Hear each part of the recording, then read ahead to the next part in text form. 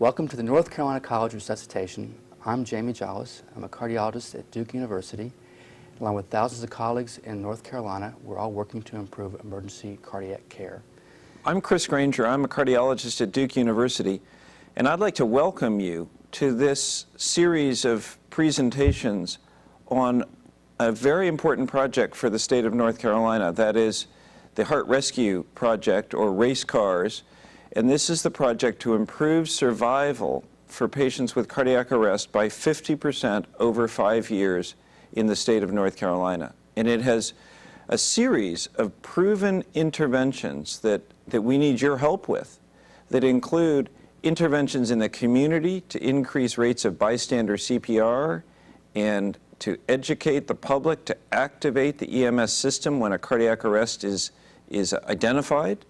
It involves the best practices by emergency medical services, including rapid application of defibrillation and best care in transportation and destination to the best centers able to care for patients with cardiac arrest, and then hospital measures that include primary PCI when that's indicated, therapeutic hypothermia, and best care for patients with cardiac arrest during their hospital phase, including consideration for implantable defibrillators. And by doing all of these things, we believe that we can be very successful in improving survival for patients with cardiac arrest.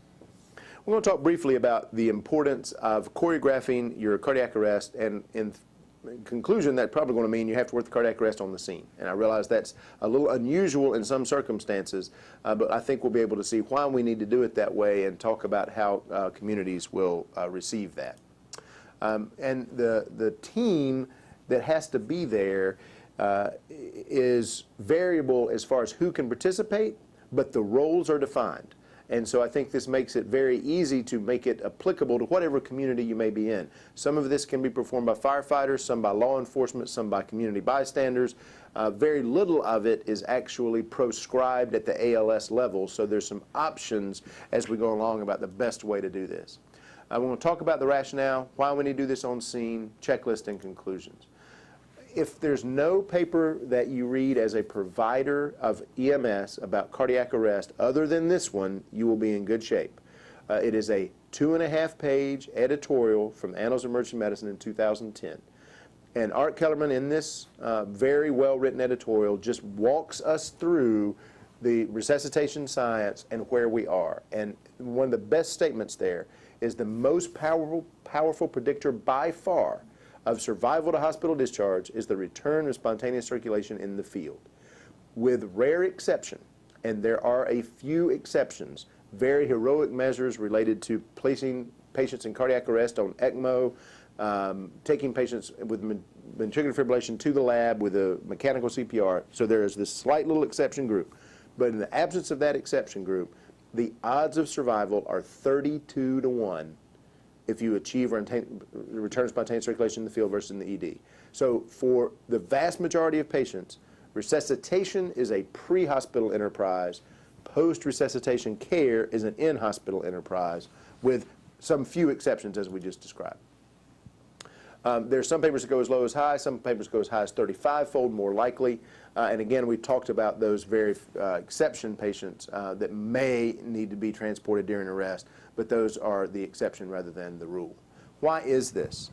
The most important thing that we know is the importance of continuous compressions. And what we observed here in our system and others have observed is if you try to move a patient in cardiac arrest, then you lose continuous compressions. The question of mechanical CPR comes into play.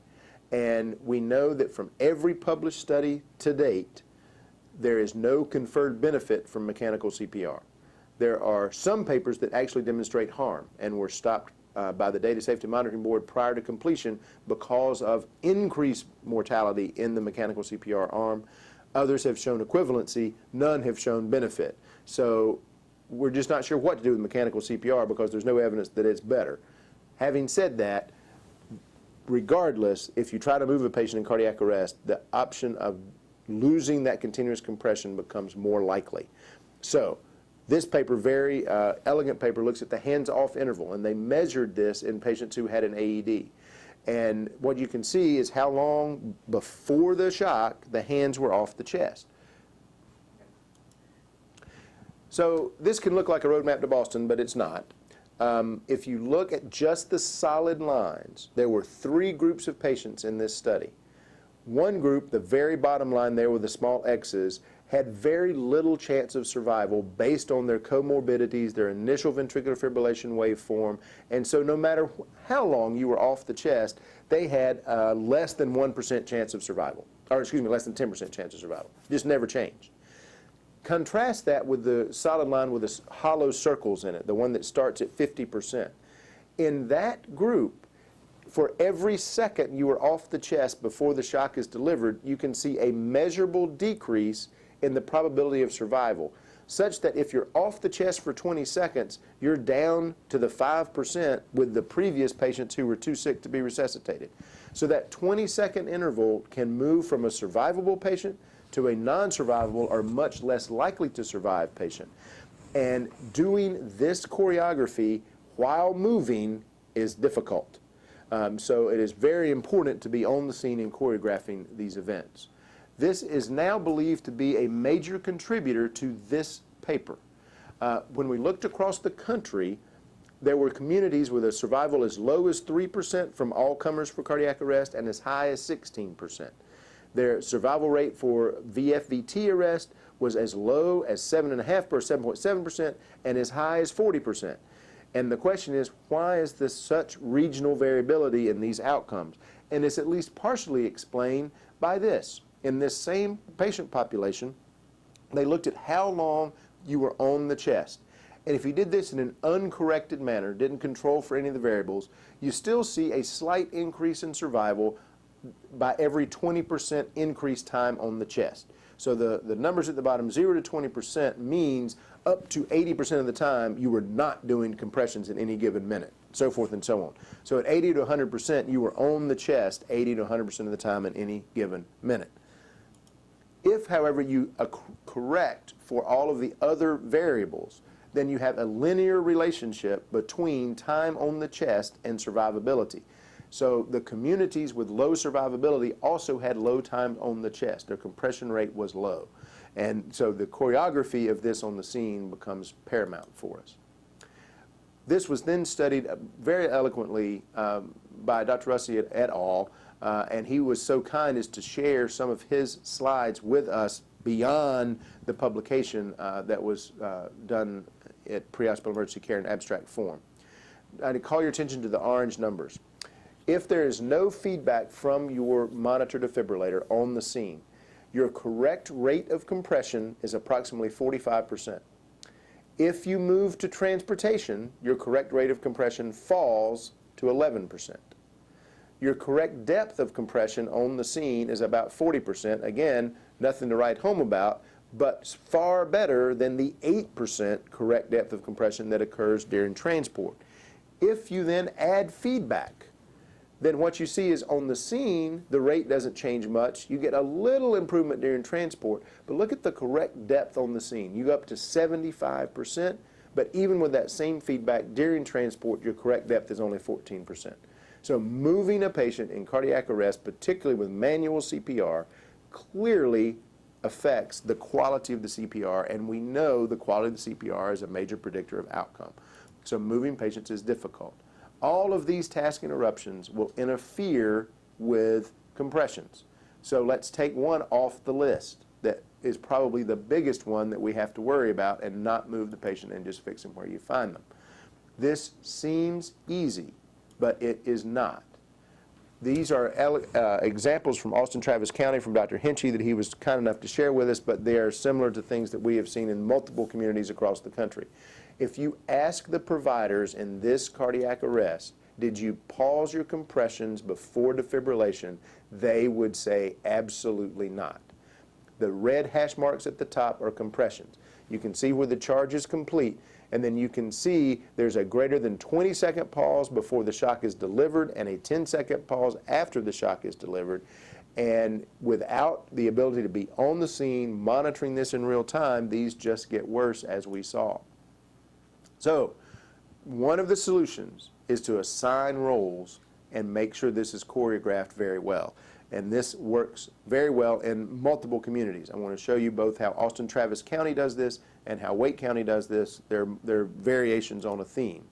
So it's all choreographed now. This red triangle, again, we borrowed from Austin Travis counties. They jokingly refer to it as the triangle of life, but in point of fact, that's really what it is. These providers all can be at the BLS level. For that matter, they can be trained law enforcement providers.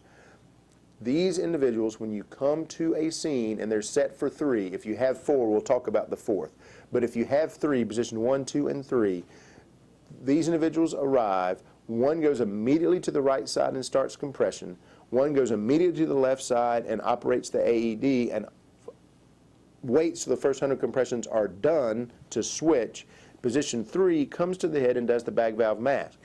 You'll note that the people in the ventilations, P1 and P2, look at step number 3 for them. Ventilates in off cycle, meaning you're doing 100 compressions, and when you're not doing the compressions, you're the person squeezing the bag. The person at the head doesn't squeeze the bag. They either hold the bag valve mask skill or place the king in its normal position. This avoids hyperventilation because somebody is looking at the bag and not responsible for squeezing it to reach out and touch you and say you are squeezing the bag too fast. Whereas if one person's up there alone, we know from data you will hyperventilate the patient. If you were so fortunate as to have a 4th person on that initial arriving unit, then they assume team leader duties. They oversee all of this, but the 3 in the middle there don't really need a team leader. It's I compress 100, you compress 100, you operate the AED, I squeeze the bag when I'm not compressing. And very simple. The nice thing you see on the next slide, this runs independently of ALS. So the only thing that changes when the ALS provider arrives is the AED part goes away. But compress for 100, ventilate during the other, alternate back and forth, goes uninterrupted. And so your ALS providers don't get in the way of it. This is in the expanded part when ALS arrives. And you can see you really only need 2 paramedics. And if you really think about this, once access has been achieved, you may be able to roll this back to 1 paramedic. But the paramedic serves as the code commander. They operate outside the CPR triangle. They look at the monitor and they make all the patient treatment decisions. But they're not a doer. They are just the thinker and the monitor person. And this allows a very eloquent resuscitation and keeps the focus on the continuous compressions, which we know are the most important. You can imagine what it would take to move this. This has to be done on the scene. You can't choreograph that move. So this is not complicated, right? This is very simple.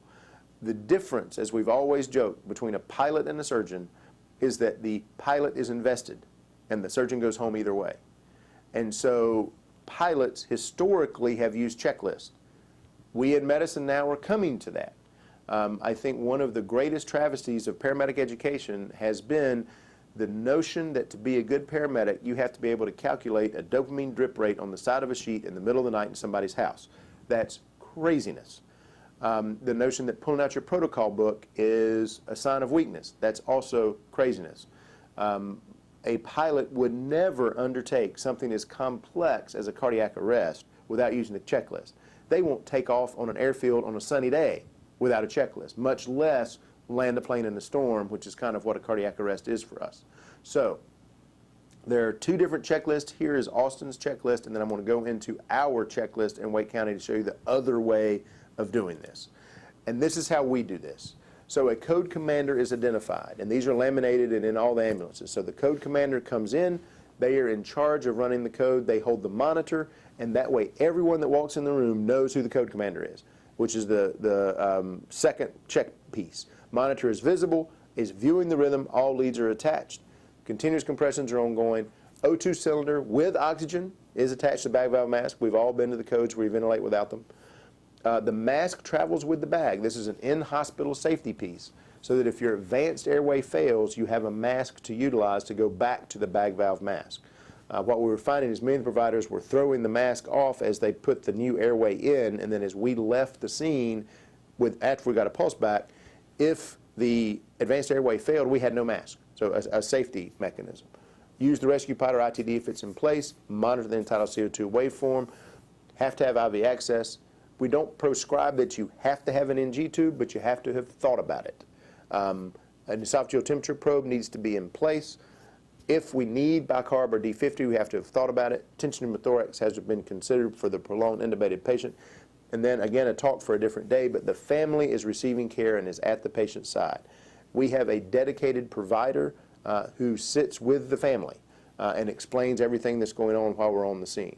One of people's great concerns about working these arrests on the scene was that the family was not going to be happy. Families uniformly have been happy that we have stayed and worked these cardiac arrests on the scene. There's great evidence in the literature to suggest that that will be the case. And families send thank you notes and, you know, hug your neck, whatever you want to call it. They are very appreciative of staying on the scene and explaining to them what is happening with their loved one. We then have a post-cardiac arrest checklist, which also could be controversial, I will argue, but I think there's some aspects of this that are important for everyone to consider at least. We put a finger on the pulse, wherever we're feeling it, the femoral, carotid, wherever it is, we mark it with a pen and we sit for 10 minutes. We do not move the post-resuscitation patient for the first 10 minutes. We take the ITD off, make sure the CO2 waveform is good.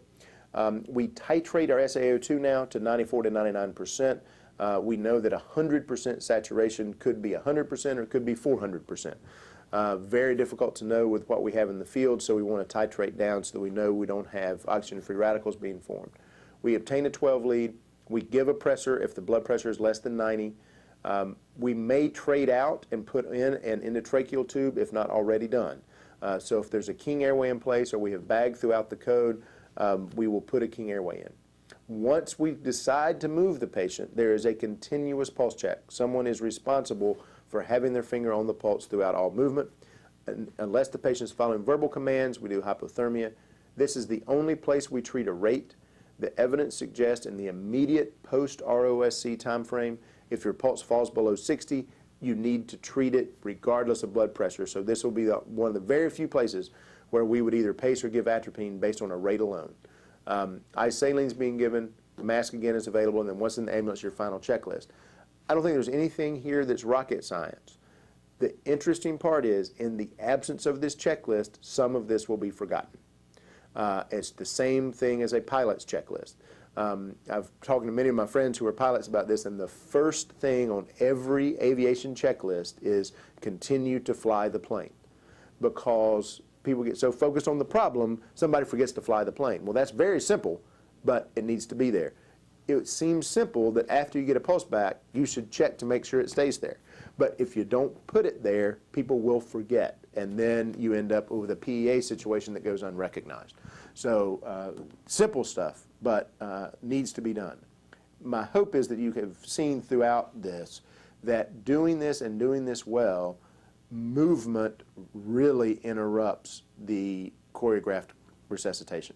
And so the plans need to be, we're going to stay until either we get a pulse back or the case is futile, and then we can talk about whether there's non-emergent transport for futile cases or you leave them on the scene with families based on communities. But the notion that you're going to run in and run out with a cardiac arrest has potential very bad outcome for the patient. It all goes back to this. We do not pause our heartbeat to take a breath. We don't pause our heartbeat to walk across the room while we're alive. So pausing compressions to take a breath or walk across the room with the patient makes no more sense during cardiac arrest than it does for us while we're walking across the room while we're not in cardiac arrest. Thank you very much.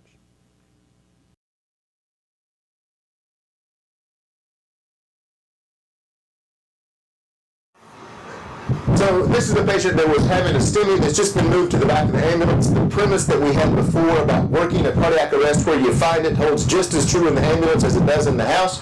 So what we're going to see now is the patient just got into the ambulance and slipped into fib on this crew. Go right ahead. Is he breathing? He's not breathing. Let's see on the monitor. There's no pulse. Put him down and start CPR. No pulse. Fib. Let's get it up. Well, we got the IV. So the roles for the firefighters are already known. They are just doing the compressions, and the rest of this goes on in the background without them having to receive further instruction. Our BLS provider at the head goes ahead and assumes control for the airway at the BLS level early in the arrest. Bag patient. Paramedic Keller over to the right is serving the role as code commander. passing around. I need syringes. Push the charge button. Keep doing compressions. No Alright. interruption and compressions I need during the three. charging. Get all in there. They're not. Everybody clear? There's no syringes. Compressions. There's no syringes. In there here. How did that look still?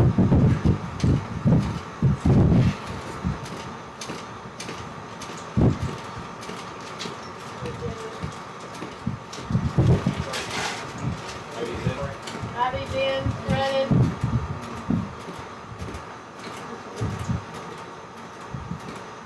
Blowing up.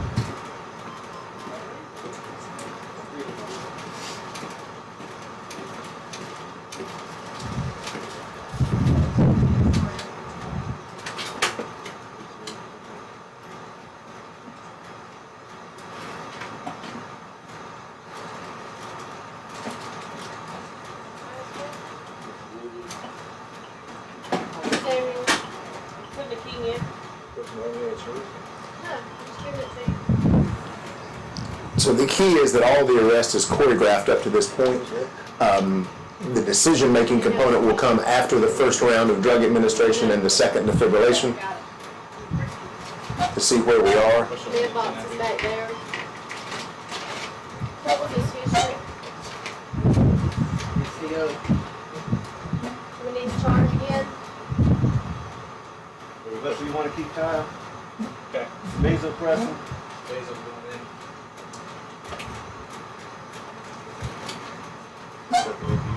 Already got one there.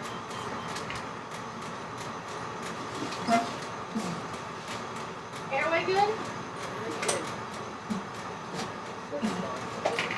Happy when the pin's in.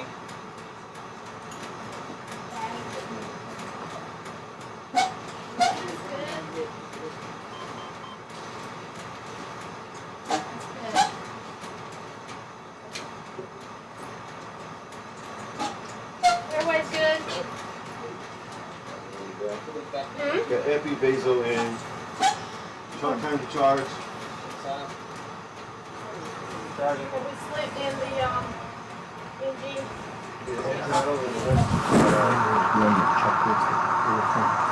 Everything clear? Get it. CPR. Shot. One. So at this point in the arrest, when the advanced practice paramedics arrives, their job is to run the checklist that we have, make sure that everything's being done correctly. We got a skinny. He arrested in front of us. We just shot for the second time. And we got ambulance. Except we got a change on here. Okay? Keep doing compressions in.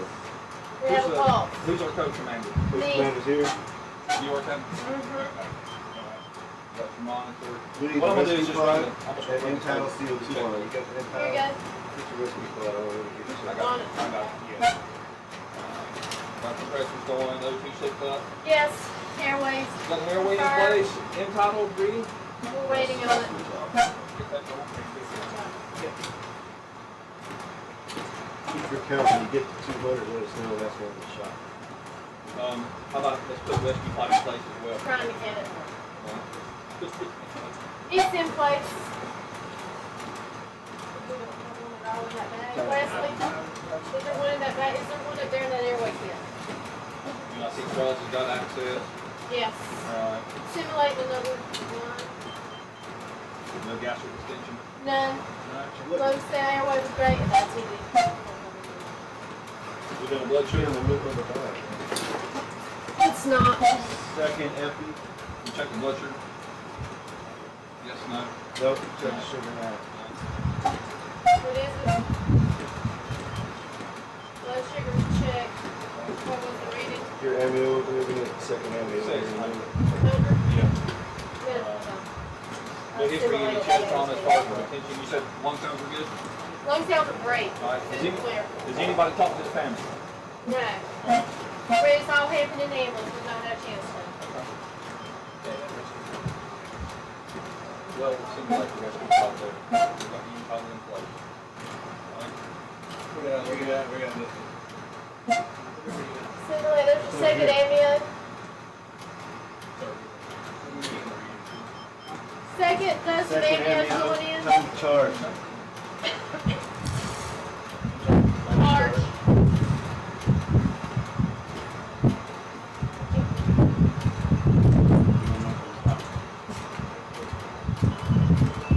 Clear. Check pulse.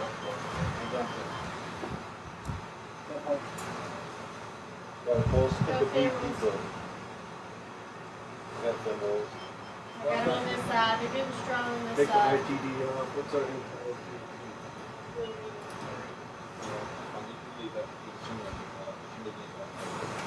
So at this point, the post-RSC checklist will be performed, and we will look for the utilization of cold fluid, monitor the patient for 10 minutes in this position, and then reinitiate transport if the pulse stays stable. Two, Get some fluid. more fluids, and I'll hang dope over.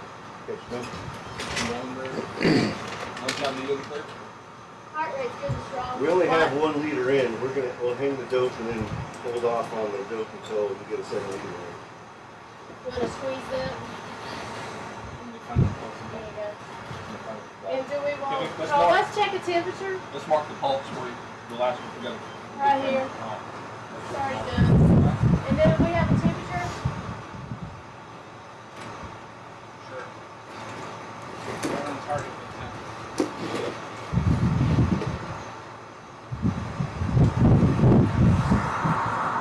We can move home, but not running. Okay, we got a 12 lead. Very early. Well, we got a new one. 37.6.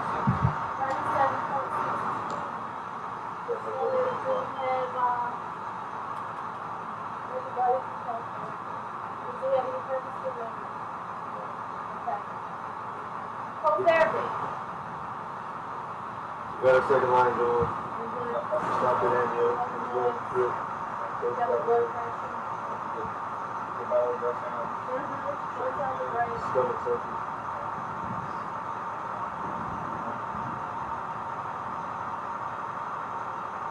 We're going to set the BT at Q1 minute.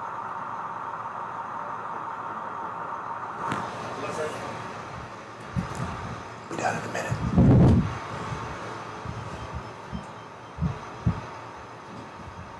Heart rate sounds great. Should be up in a second. Inside on fluid. Go down on our back and just get like 1 hand to the city. 93/61. So at this point, we have improving blood pressures, induced hypothermia has been initiated, and the patient will be transported on for STEMI care, and we can